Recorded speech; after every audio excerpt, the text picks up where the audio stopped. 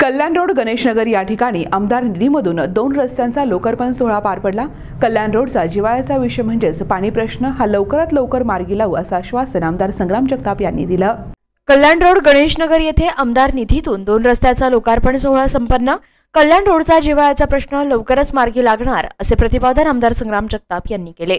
शहराच्या उपनगराच्या विकास कामाला प्राधान्यक्रम देत मोठा निधी प्राप्त करून दिलाय। उपनगराचा झपाट्याने विस्तार होत आहे। केंद्र सरकारची फेज 2 पाणी योजना मंजूर करून आणली होती, आज ती पूर्ण झाली आहे। शहरातील सर्व उपनगर भागात पाण्याच्या टाक्या उभ्या केल्या आहेत। आता अमृत पाणी योजनेचं काम लवकरच पूर्ण होऊन संपूर्ण शहराला टाक्याद्वारे फेज 2 पाणी योजनेद्वारे पूर्णपणे दाबानं पाणी पुरवठा केला जाणार आहे। काही भागांमध्ये फेज 2 पाणी योजनेद्वारे पाणी पुरवठा सुरू केलाय। कल्याण रोडचा नागरिकांचा जिव्हाळ्याचा प्रश्न अनेक वर्षापासून प्रलंबित आहे, तोही प्रश्न आता मार्गी लागणार आहे। गणेशनगर भागामध्ये उभारण्यात आलेल्या टाकीमधून सर्व भागांना पाणी पुरवठा केला जाणार आहे। टाकीच्या खाली 3.5 लाख लिटर पाणी क्षमतेचे संपेलचे काम पूर्ण झाले। येत्या 8 दिवसांमध्ये पाणी उपसा करून मोटर बसवून उंच टाकीमध्ये पाणी टाकण्यात येणार आहे। अमृत पाणी योजनेचे काम लवकर पूर्ण होणार आहे। त्यानंतर कल्याण रोडच्या पिण्याच्या पाण्याचा प्रश्न कायमस्वरूपी मिटवणार आहे। कल्याण रोडच्या सर्वांगीण विकासासाठी आम्ही सर्वजण कटिबद्ध आहोत। उपनगरे एकमेकांना जोडण्यासाठी डीपी रस्त्याचे काम हाती घेणार आहे। शहराचे कायमस्वरूपीचे एक प्रश्न नियोजनबद्ध मार्गी लावत असल्याचे प्रतिपादन आमदार संग्राम जगताप यांनी व्यक्त केले।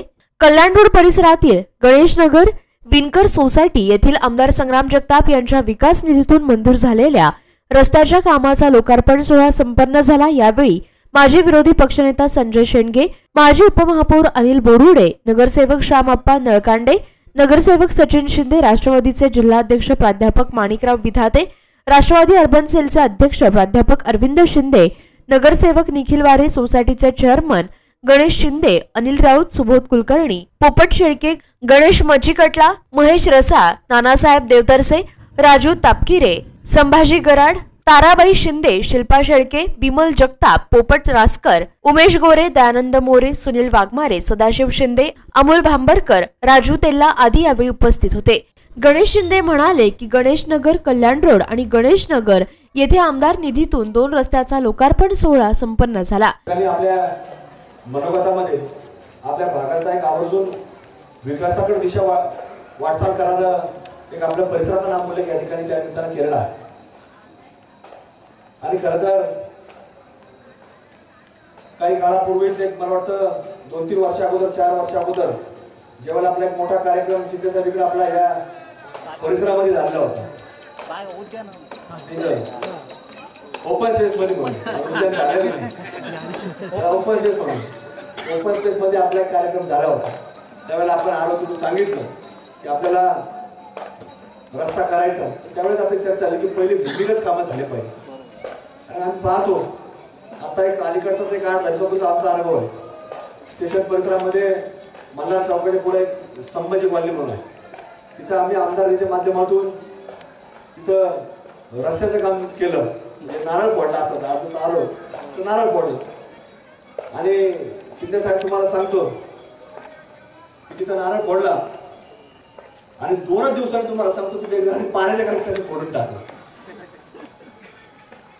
आणि मग जेव्हा आम्हाला जे समजलं, काही लोकांनी फोन केले, तर त्यांना आम्ही त्या ठिकाणी सांगितलं की बाबा तुम्हाला ज्यावेळेस तिथे स्थानिक लोकांनी नारळ फोडण्याच्या अगोदर, रस्त्याचं काम चालू होण्याच्या अगोदर तुम्हाला 10 दिवस अगोदर सगळ्यांनी पत्र पाठवले घरी की तुमचं कुठलंही भूमिगत जे काम असेल, त्याला आपण पाण्याचं असेल, ड्रेनेजचं असेल, जे काय असेल तर ते आपण करून घ्या।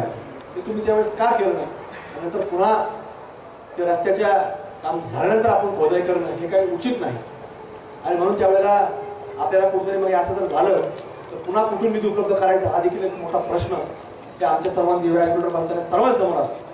आणि मग सगळ्यात मोठा जर आज प्रश्न असेल तो निधी उपलब्धतेच्या बाबतीमध्ये असतो। आणि आता सचिन भाऊ आपल्याला माहिती की मागचे 2 वर्ष आज आपल्या प्रत्येकाच्या घरापासून अडचणी निर्माण झाल्या कोविडमुळे। म्हणजे कोणाची नोकरी असेल, छोटी मोठी सरकारी नोकरी नाही पण बाकी एखादी छोटी मोठी नोकरी असेल ती अडचणीमध्ये आली। आपलं छोटा मोठा एखादा छोटा व्यवसाय असेल तो अडचणीमध्ये आला, मोठ्या मोठ्या कंपन्या होत्या त्या अडचणीत आल्या। आणि मग तशाच रीतीनं केंद्र सरकारने देखील सांगितलं की आपल्याला कुठल्याही प्रकारचा भाऊ त्यांनी सांगितलं की आम्ही आता विकासात्मक कामं करता उपलब्ध करून देऊ शकणार नाही। तशाच प्रकारे घोषणा राज्य सरकारच्या माध्यमातून देखील सांगण्यात आलं की आता हा सगळा निधी जो राज्य सरकारकडे उपलब्ध आहे तो कुठला आम्ही उपलब्ध करणार आहे, हा आम्ही सर्व आता या वैद्यकीय क्षेत्राकडे आम्ही वर्ग करत आहोत आणि म्हणून त्या वेळेला सगळी परिस्थिती निर्माण झाली आणि म्हणून तो निधी तिकडे वर्ग केला आणि म्हणून विकास कामाला देखील जसं आपल्या प्रपंचिक अडचण निर्माण झाल्या तर तशाच प्रकारच्या विकासाच्या कामाला देखील अडचण निर्माण झाली. म्हणजे तुम्हाला सांगतो हे जे काही कामं आहेत हे म्हणजे याच्यापेक्षाही चांगले जोमानी कामं ह्या मागच्या 1.5 वर्षाच्या काळामध्ये झालेले आहेत. पण असो हरकत नाही, आपल्याला थोडा स्पीड कमी झाला पण आता पुन्हा गाडी आता तुमच्या वेळेला जाते आताच गेली आवाज आला आता पटरीवर आली आपल्या सरकारची गाडी त्यामुळे स्पीड आता त्याची मोठा घ्यायला लागलेली आहे गाडी आणि हा स्पीड अजून आपल्याला वाढवायचा आहे.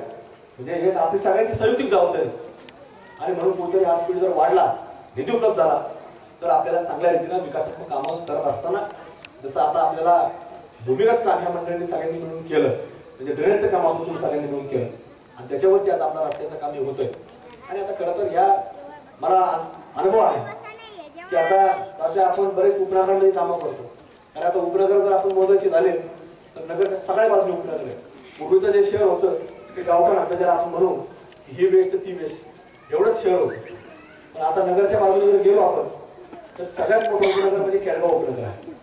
क्लॅरिटी चौकाचा ब्रिज आपण क्रॉस केला तर तुमच्या इथपर्यंत ते केडगावचा भाग येतो आणि इथून जातो तर तो पुणा रोडचा जो रोड आहे त्याच्या 2 भागामध्ये आता विभागलेला आहे. म्हणजे डावी बाजू आणि उजवी बाजू जवळपास तुम्हाला सांगतो अंदाजे मतदार यादीत किती नाव आहेत हे भाग वेगळा पण तुम्हाला सांगतो मतदार यादीत नाव नसतील आणि असणारे तुम्ही जर आपण जर पाहिलं जवळपास अंदाजे 1.25 ते 1.5 लाखापर्यंत ती अंदाजे लोकवस्ती त्या भागात गेली आहे. तशाच प्रकारे आज आपण आपला कल्याणवरचं उपनगर पाहिलं तर तुमचं उपनगर सुरू होतं नेमती नाक्यापासून जातं कुठपर्यंत बायपासच्या चौकापर्यंत. तुमची सुद्धा सांगतो 35 ते 40 हजारचे लोक तिथे झाले. मतदार यादीत नाव किती हा भाग वेगळा तर अंदाजे 35-40 हजार ती आता लोकवस्ती या भागाची झाली. नागापूर बोरेगाव गेले जो ब्रिज आहे नागापूरचा तो वरंडला की पुढचं नागापूर बोरेगावचं उपनगर तयार झालं आहे. तिथं देखील 50-60 हजारच्या लोकवस्ती पूर्वी फक्त 90-92च्या काळामध्ये शिंदे सर तुमचा फक्त गुलमर्ग रोड होता. नंतर 95 मध्ये पाईपलाईन रोडची निर्मिती झाली आणि आता 2018 मध्ये आमच्यासारख्या कार्यकर्त्यांना ज्यावेळेस काम करायची संधी मिळाली आम्ही तप्पन रोडची निर्मिती केली आणि तप्पन रोडच्या पुढे आता तो भाग आता वाढलेला. किती उपनगर झाली 3 त्या भागातच झाले. थोडं आमच्याकडे सारा भागात मिलिटरी लागली. आता मिलिटरीला काय होतं शेंगेस आपण जाता येत नाही पाहणं तिकडे मिलिटरीचा हात आल्यामध्ये थांबलं जातं. असे सगळे उपनगर सगळ्या बाजूनी वाढत चाललेले आणि म्हणून ह्या वाढत्या भागामध्ये आपण जर पाहिलं गेलं तर तुम्ही जे सांगता आता ही सगळी परिस्थिती तुमच्याकडे कशी ही सगळी परिस्थिती सारखी या सगळ्या उपनगरांमध्ये आहे. प्रतिनिधी निलेश आगरकर, न्यूज टुडे 24, अहमदनगर. काय आजोबांना डान्स येतो? वाह आजोबा क्या बात है. आजोबा आजी जॉईंट योग आणा. आता चुकवू नका आनंदाचे योग. घरी आणा जॉईंट योग. मणके विकार, गुडघेदुखी व संधिवातावर त्वरित आरामदायक असे जॉईंट योग मलम व तेल उपलब्ध. राज्यातल्या आणि देशातल्या ताज्या घडामोडींसाठी आजच आमच्या YouTube चॅनलला सबस्क्राईब करा आणि बेल आयकॉनला क्लिक करा आणि बघत रहा ताज्या घडामोडी.